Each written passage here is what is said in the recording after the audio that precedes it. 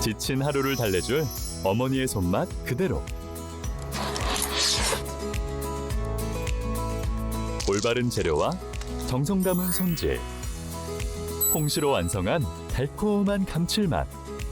집에서도 편하게 택배로 받아보세요. 매콤하게 땡기는 감칠맛. 장간의 양념게장. 검색창에 장간의 양념게장을 검색해보세요. 요즘에 뭐 내년 공급 부족이니 뭐니, 그다음에 뭐 또 전문가의 92%가 전세가 오를 것이다, 이런 식으로 뭐 예측하고 있고 이런 이야기들 하고 있습니다.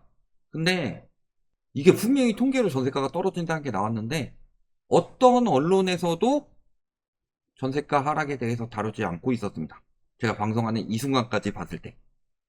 그래서 언론에서 안 다루면 저라도 다뤄야죠. 다른 유튜브들도 안 다루고 있는 것 같은데, 전세가가 떨어질 수밖에 없는 이유, 그 다음에 전세 DSR을 시행하지 않고 미루는 이유, 이 전반적인 부분에 대해서 이야기를 해보도록 합시다.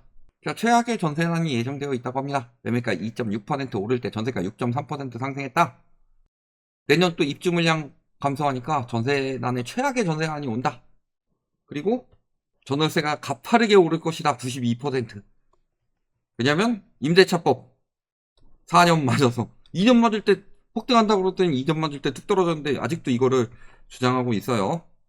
그러면서 성승폭이 다시 확대되고 있다.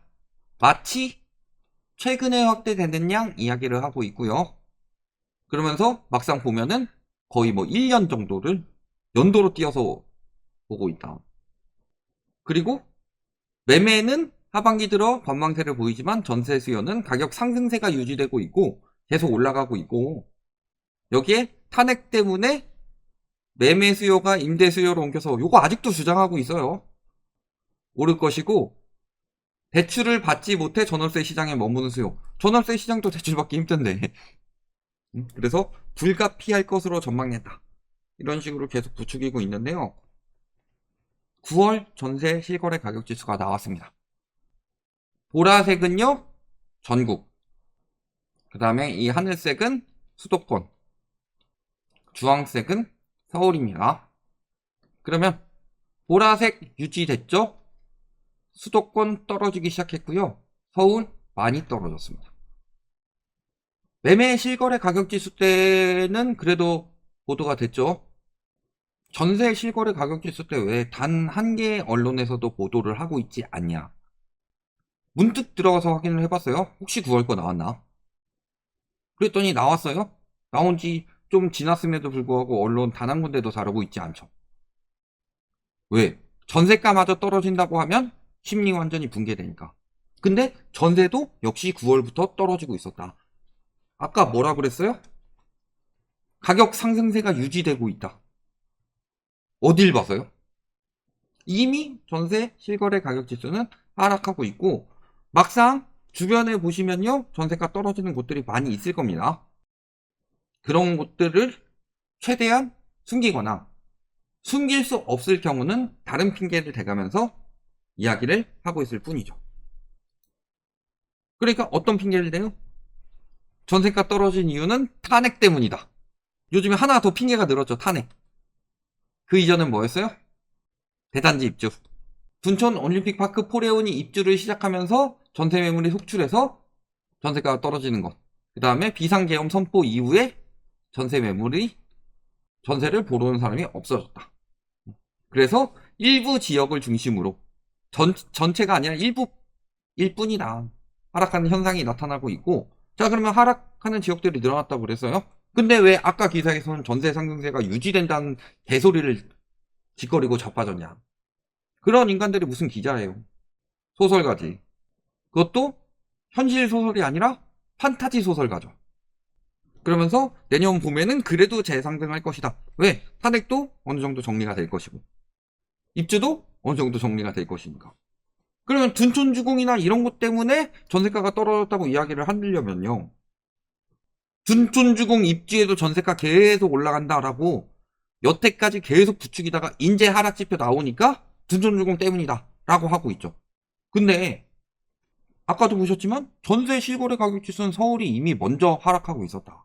왜 서울이 먼저 반응을 할까요? 그 다음에 수도권이 그 다음 정도로 반응을 하고 전국적으로 반응이 늦을까요? 자, 지방 1억 전세 들어가는데 굳이 대출 받아서 들어가는 사람들 얼마나 될까요? 그 다음에 수도권, 지방보다는 대출 많죠. 그러니까 전국보다는 수도권이 하락 반응이 더 나오고 있는 거고, 전세 자금 대출을 안 끼고는 거의 전세를 못 사는 곳이 서울이죠.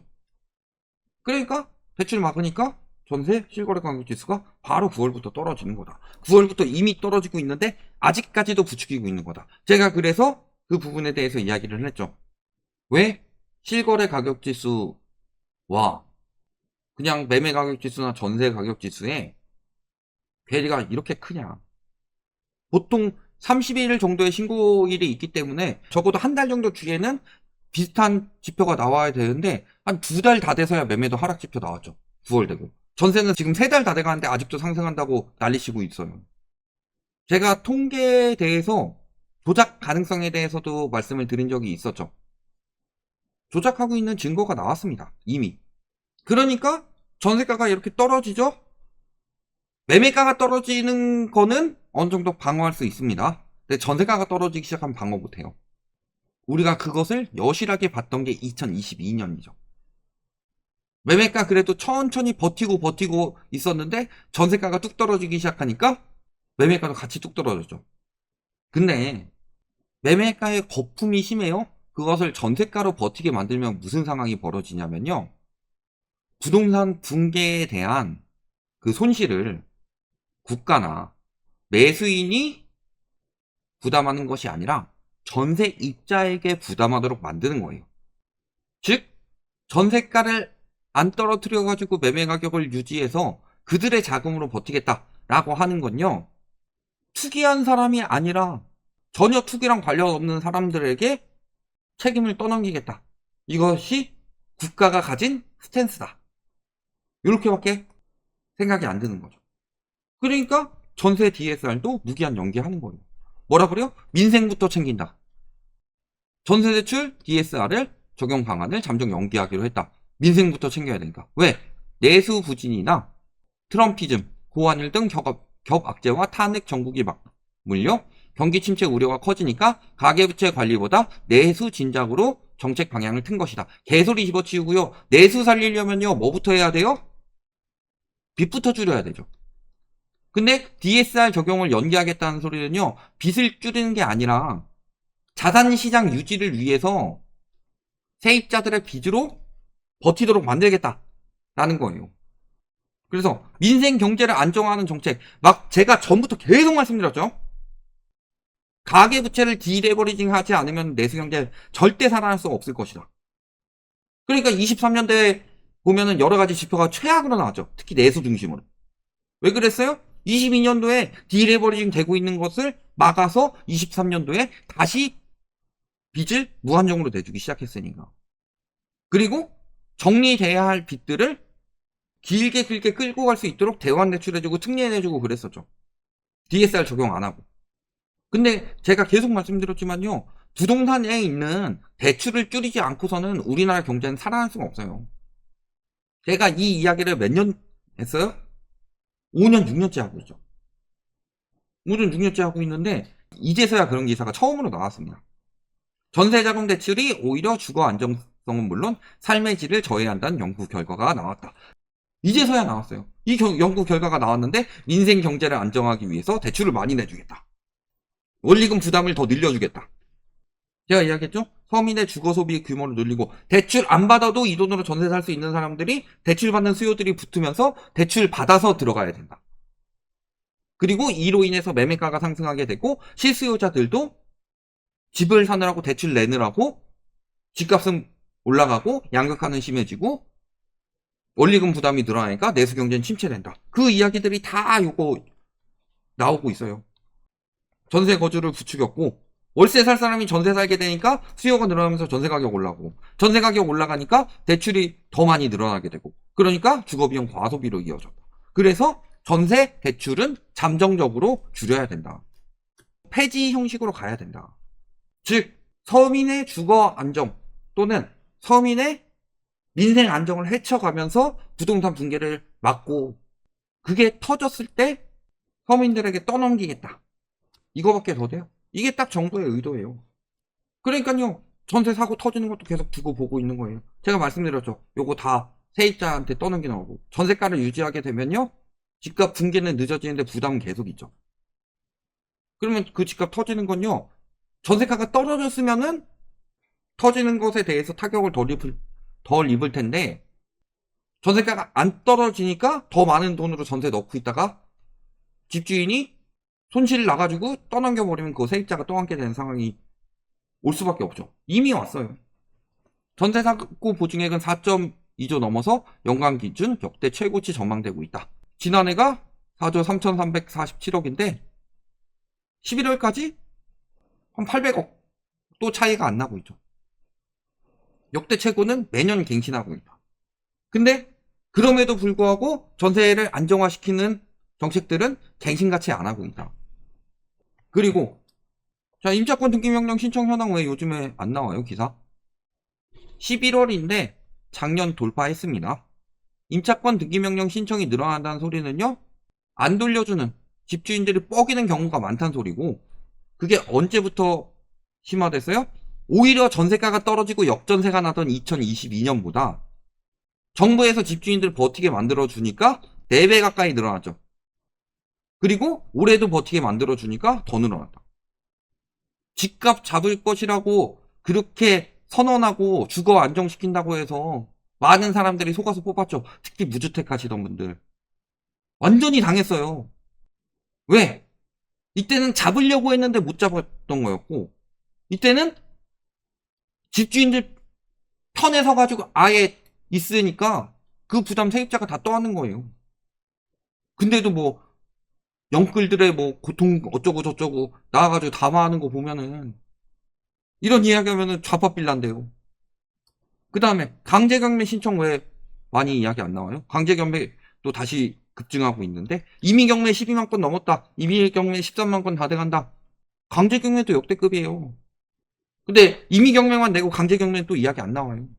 전세 터진다는 것을 보여주고 싶지 않은 거지. 영끌은 죽어도 갭투기는 문제가 안 된다. 이렇게 말하고 싶은 거지, 언론들이. 그러니까 임차권 등기도 예전 거 한 5월, 6월 한 중반기에 한번 나오고서 더 이상 이야기 없고. 이미 11월까지인데 작년 거 돌파했는데도 이야기가 없고.